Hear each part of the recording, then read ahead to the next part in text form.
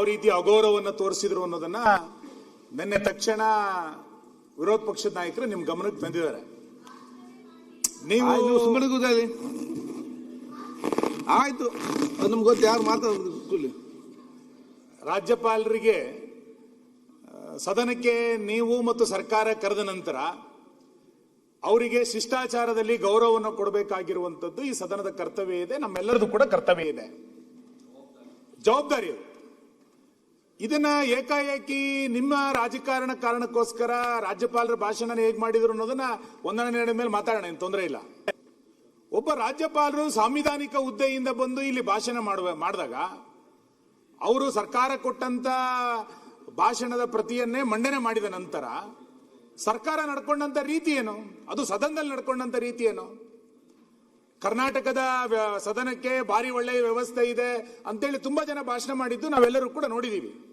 ನೀವು ಈ ಪೀಠದಲ್ಲಿ ನಡೆಸಿದಂತ ಮೊದಲನೇ ಅಧಿವೇಶನ ನಾನು ನಿಮಗೆ ನೆನಪು ಮಾಡ್ತೀನಿ, 2023ರಲ್ಲಿ ಆ ಸದನದ ಪೀಠಕ್ಕೆ ನೀವು ಬಂದ್ರಿ. ಮೊದಲ ಅಧಿವೇಶನದಲ್ಲೇ ಇಲ್ಲಿ 9 ಜನರನ್ನು ಸಸ್ಪೆಂಡ್ ಮಾಡಿದ್ರಿ ನೀವು.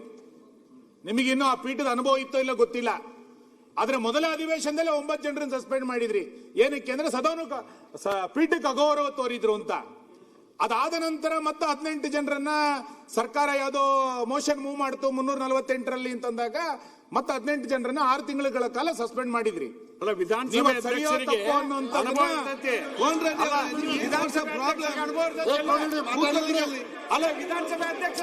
ಕೇಳಿ ಅವ್ರು ನನ್ನ ಹತ್ರ ಮಾತಾಡಿದ್ರೆ ಆಯ್ತು ಕೂತ್ಕೊಳ್ಳಿ. ಈಗ ನೀವು ಅಧ್ಯಕ್ಷ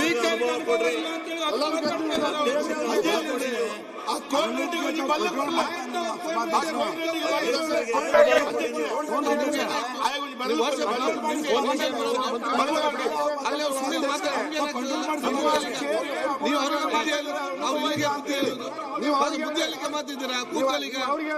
ಆಯ್ತು, ನೀವು ಕೂತ್ಕೊಳ್ಳಿ. ನಿಮಗೆ ಅಪಮಾನ ಮಾಡ್ತಾ ಇದ್ದಾರೆ, ಅನುಭವ ಇಲ್ಲ ಅಂತ ಹೇಳಿ. ಆಯ್ತು, ಬೇಗ ಮುಗಿಸಿ. ಮಾನ್ಯ ಅಧ್ಯಕ್ಷ, ನಿಮಗೆ ಆಯ್ತು, ನೀವೇನ್ ಮಾಡ್ತಿದ್ದೀರಿ?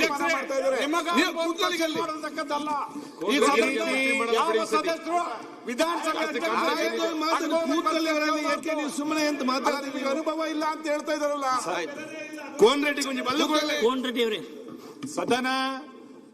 ಸದನದಲ್ಲಿ ಹೇಗ್ ಮಾತಾಡಬೇಕು, ಹೇಗ್ ನಡು ಬೆಳೆಬೇಕು ಅನ್ನೋದು ನಾವೇ ರೂಪಿಸಿಕೊಂಡಂತ ನಿಯಮಾವಳಿಗಳಿದೆ. ಈ ಹಿನ್ನೆಲೆಯಲ್ಲಿ ನೀವು 18 ಜನರನ್ನ ನಮ್ಮ ಸದಸ್ಯರನ್ನ ಸಸ್ಪೆಂಡ್ ಮಾಡಿ ಒಂದ್ ನಿಮಿಷ ಸರಿ, ಆ ರೀತಿ 18 ಜನರನ್ನ ಸಸ್ಪೆಂಡ್ ಮಾಡಿದಾಗ ಹೆಂಗ್ ನಡೆದಿತ್ತು ಅಂತ ಗೊತ್ತಿದೆ. ಈಗ ರಾಜ್ಯಪಾಲರ ಬಗ್ಗೆ ಅಗೌರವ ತೋರಿಸಿದಾಗ ಸದನದ ನಿಯಮಾವಳಿ 27 ಏನ್ ಹೇಳುತ್ತೆ ಅನ್ನೋದನ್ನ ವಿರೋಧ ಪಕ್ಷದ ನಾಯಕರು ಉಲ್ಲೇಖ ಮಾಡಿದ್ರು.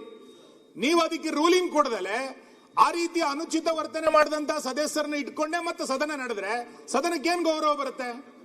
ಬಹಳ ವಿಚಿತ್ರ ಏನು ಅಂತ ಕೇಳಿದ್ರೆ, ಸ್ಪೀಕರ್ ನೀವು ಸರ್ಕಾರ ಹೇಳ್ದಂಗೆ ಕೇಳೋದು, ರಾಜ್ಯಪಾಲರು ಸರ್ಕಾರ ಹೇಳ್ದಂಗೆ ಭಾಷಣ ಮಾಡಬೇಕು ಅಂತಂದ್ರೆ ಎಲ್ಲಿ ತನಕ ತಗೊಂಡೋಗ್ತೀರಿ ವ್ಯವಸ್ಥೆ ಇದನ್ನ?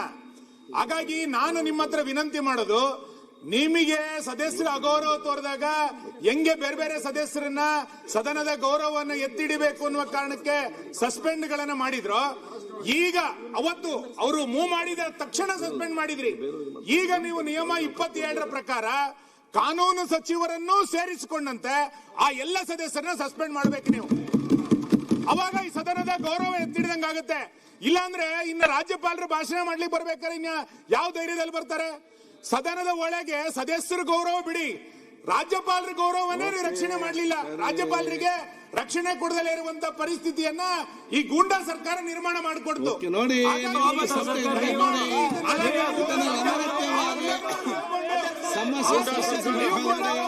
ದಯಮಾಡಿ ಸದನದ ಗೌರವವನ್ನು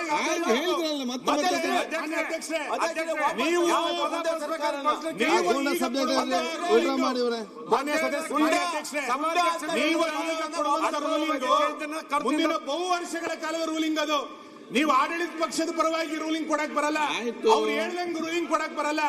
ಸದನದ ನಿಯಮ ಹೆಂಗಿದೆ ಕೊಡಬೇಕಾಗುತ್ತೆ. ದಯಮಾಡಿ ಇದನ್ನ ಗಮನದಲ್ಲಿ ಇಟ್ಟುಕೊಂಡು ಈ ಸದನದ ಘನತೆಯನ್ನ ಕಾಪಾಡಿಕೊಳ್ಬೇಕಾಗಿರುವಂತದ್ದು ನಿಮ್ ರಕ್ಷಣೆ ಇದೆ. ಆ ಹಿನ್ನೆಲೆಯಲ್ಲಿ ನಿಯಮ 27ರ ಪ್ರಕಾರ ಏನ್ ಕ್ರಮ ತಗೊಳ್ಬೇಕು ಅಂತ ಮಾನ್ಯ ವಿರೋಧ ಪಕ್ಷದ ನಾಯಕರು ಹೇಳಿದಾರ, ಅದಕ್ಕೆ ರೂಲಿಂಗ್ ಕೊಟ್ಟು ನಂತರ ಮುಂದಿನ ಅಧಿವೇಶನ ನಡೆಸಬೇಕು ಅಂತ ನಾನು ವಿನಂತಿ ಮಾಡ್ತೇನೆ.